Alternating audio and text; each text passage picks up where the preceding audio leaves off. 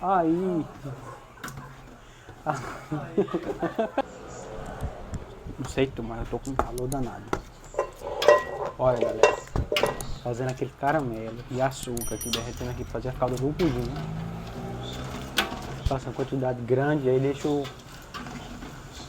reservado, porque ele dura bastante, aí faz uma quantidade grande. Aqui tá calor quente, muito quente.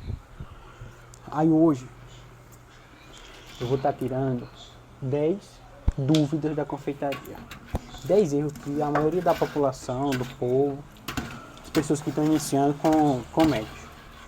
Erro comum, lógico, e erro besta também, que faz muita gente perder a receita e muitas coisas.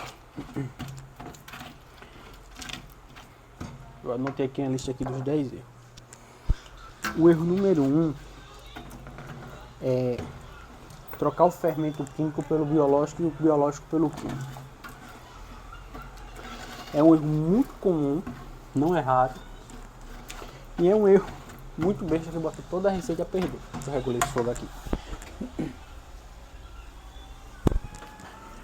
Qual a diferença do fermento químico para o biológico? O químico, que é o Royal, que é o fermento Royal químico, que é aquele pó, o pó branco, ele é usado para bolos e massa de hora, que não precisa esperar. Que o biológico é usado para massa, que precisa esperar para descansar, tipo pão, massa de esfirra e essas outras.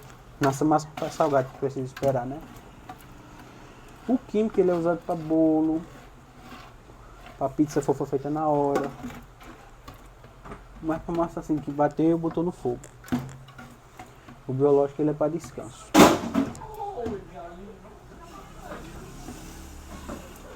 Aí.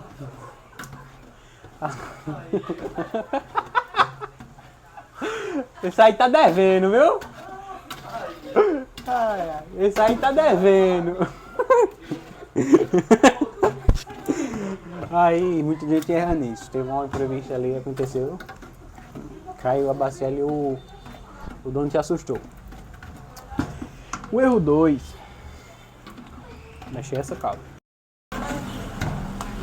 O erro 2 é porque o bolo sola. Muito comum, muita gente fala que o bolo sola, fez um bolo, o bolo ficou solado. E é um erro muito comum também.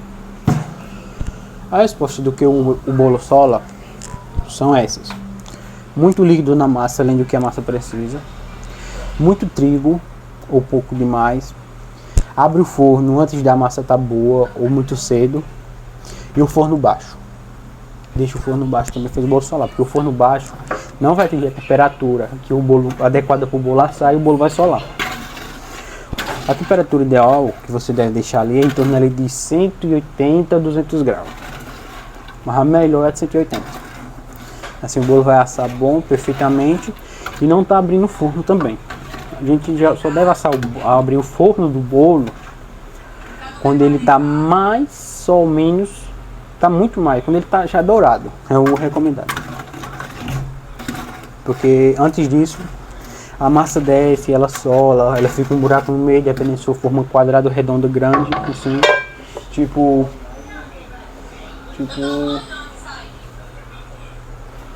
assim, desse tamanho aqui. Tô com aqui, mas tô ocupado. Aí o bolo sola.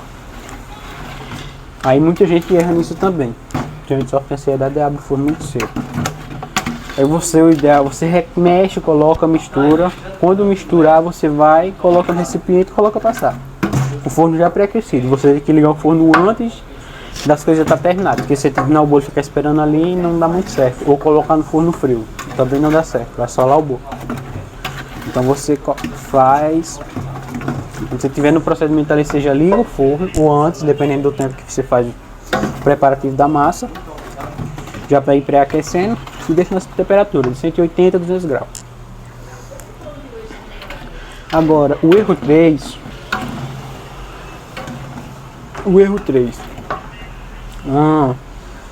Curiosidade do 3 é o seguinte: muita gente também relata que o bolo fica seco. Meu bolo fica seco demais. É como se tivesse duro também, né? Não tá solado, mas ele tá seco e duro. Fica muito grosso. Esse erro, ele é devido à falta de margarina, manteiga ou óleo. Tem que colocar um pouco mais. Se você coloca pouco, o bolo fica seco, fica duro. Aí tem que colocar um pouco mais. Mas você colocando, resolve. Você faz a mistura da massa, vamos supor que você coloca... Se você já coloca 3 colheres de margarina e o bolo ainda fica seco, você aumenta ali para 3,5. Se tiver muito seco, você aumenta ali para 4. Se tiver um seco razoável, você aumenta ali para uns 4,5. Aí vai vendo as próximas receitas como vai. Se ficar ainda seco, você vai aumentando de acordo com a secura. Aí você vai notando a diferença. Entendeu? É isso. Aí muitas dúvidas a quarta pergunta é a seguinte: posso trocar açúcar por adoçante em qualquer receita? Não. Não pode trocar adoçante por açúcar por adoçante em qualquer receita. Porque cada receita é diferente. E também cada adoçante também é diferente. Tem um adoçante líquido, que muita gente usa, é o que mais utilizado no café, tá em suco, essas coisas. E tem um adoçante em pó. Tem adoçante em pó. O adoçante em pó ele é o mais recomendado para colocar nas receitas para substituir o açúcar. E também tem uma certa quantidade. Que se você... Por certo, melhor também, já que você vai colocar adoçante, é você fazer ou de você diminuir a quantidade do açúcar normal, diminuir uma certa quantidade bem reduzida, ou nem coloca. É bem melhor não colocar. Quinta pergunta: por que meu chantilly não bate? A quinta pergunta é: por que meu chantilly não bate? O chantilly tem vários tipos também. Eu vou dar uns exemplos aqui. Tem o líquido que já vem líquido, você coloca só para gelar e bate. Se ele não bater, é porque ele não está gelado o suficiente. Você vai perder a receita toda. O certo é você colocar ele para gelar bem gelado. Quando ele estiver bem gelado mesmo, você sinta na caixa que já esteja gelado, bem muito gelado. Só coloca ele para gelar lá em torno de 5, 6 horas antes de fazer a receita. Aí você bate ele vai bater com essa velocidade média, com essa velocidade 2, 3, aí vai aumentando. E esse é o problema. O que eu uso muito no meu também é colocar um pouquinho de leite condensado, que ele fique hidratado. E também tem o chantilly em pó. O chantilly em pó, ele bate à base de água gelada. A base de água quente ele não bate, porque ele é meio gorduroso. O sabor deles é muita gordura. Então, você tem que deixar a água bastante gelada. Não congelada, gelada, para você bater ele. Quanto mais gelada tiver, melhor. Não bata ele quente, tem que ser gelado. E sempre tá atento para não perder o ponto dele, porque qualquer coisa que perder o ponto dele na hora do batimento, ele perde também. Não vai perder totalmente. Mas se ele ficar muito duro, ele fica poroso, que ele fica grosso. Aí você vai ter um péssimo acabamento. Isso. A sexta pergunta número 6, é a seguinte: o que fazer para o meu brigadeiro não açucarar? O que fazer para o meu brigadeiro não açucarar? Que é para ele não ficar assim. Isso aqui ainda está derretendo. Você vai fazer o seguinte: você, quando colocar o brigadeiro no fogo, você vai ficar mexendo. Não vai parar de mexer, você vai mexer até ele dar o ponto. O fogo tem que estar baixo. O fogo tem que estar baixo, não pode estar muito alto, porque ele vai chegar ao ponto. Ele não vai chegar ao ponto necessário, não boa velocidade e qualidade. A manteiga também tem que ser de boa qualidade, a manteiga que você coloca, porque se for uma manteiga de baixa qualidade, ele também não vai dar muito certo. E armazenar em potes bem fechados com tampa. A questão do pote também é bem essencial de armazenamento. Mas são esses. Você sempre está mexendo no brigadeiro, uma manteiga, boa qualidade, fogo baixo e pote com tampa fechada. Esses são que é as procedências para você evitar que seu brigadeiro açucare. E com o tempo também, assim, se você fez o brigadeiro hoje para usar, vamos supor, usou e sobrou alguma quantidade, você guardou no freezer ou geladeira, ele vai ficar lá até 10 dias. Depois de 10 dias ele já começa a açucarar também. Ele tem isso, depois de 10 dias no freezer ele já começa a açucarar. Mas é consumível. E bom, também acredito que ele ainda é muito bom. Mas ele já começa a açucarar, não tem a mesma textura que tinha antes. Entendeu? Aí são isso, aí bora para a próxima pergunta. Quanto tempo dura um bolo na geladeira? Aqui eu vou pegar um ponto muito importante. Um bolo na geladeira não é congelado. E tem o bolo no congelador também. É dois termos diferentes, um só mais diferente. É o congelado e o na geladeira. O na geladeira é naquela parte inferior da geladeira, que você coloca ali embaixo normal. Ali ele vai durar em torno, sem recheio, se for um bolo tradicional sem recheio, ele vai durar em torno de 2 dias. E com recheio em torno de 3 dias. Mas ele pode durar até 5 também, ou mais, dependendo. E com frutas frescas, até um dia útil. Um dia ou até 2 dias útil também. Tem essa diferença. Sempre bem embalado. Sempre embalado, fechado. Porque se ele ficar aberto, ele vai ficar ressecado. Ele vai ficar seco e duro. Vai ficar em você comer esse bolo seco e duro. Aí tem esse tempo. Bom negócio demorado. Aí tem esse tempo. Aqui, ó. Aí outra, pergunta número 8 é a do número 8. Posso congelar o bolo?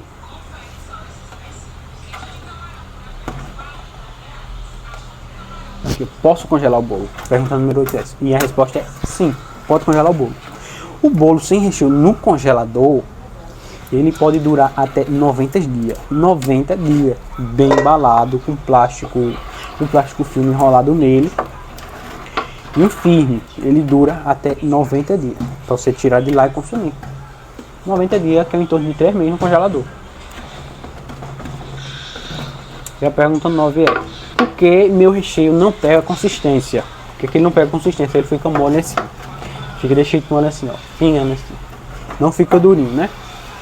A resposta é o seguinte: fogo baixo.